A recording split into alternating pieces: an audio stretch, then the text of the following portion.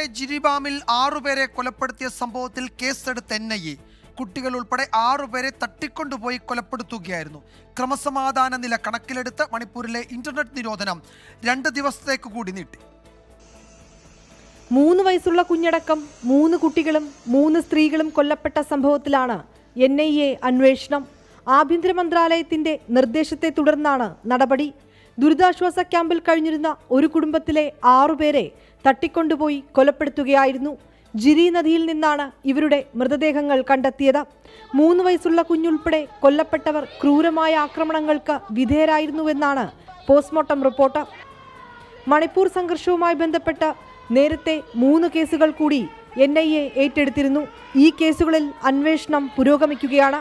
ക്രമസമാധാനം കണക്കിലെടുത്ത് ഇംഫാൽ ഉൾപ്പെടെയുള്ള 6 ജില്ലകളിൽ ഇന്റർനെറ്റ് നിരോധനം 2 ദിവസത്തേക്ക് കൂടി നീട്ടി. മണിപ്പൂരിലെ എല്ലാ പൗരന്മാരുടെയും ഫോൺ രേഖകൾ സൂക്ഷിക്കണമെന്ന് ടെലികോം ഓപ്പറേറ്റർമാർക്ക് കേന്ദ്രം നിർദ്ദേശം നൽകി.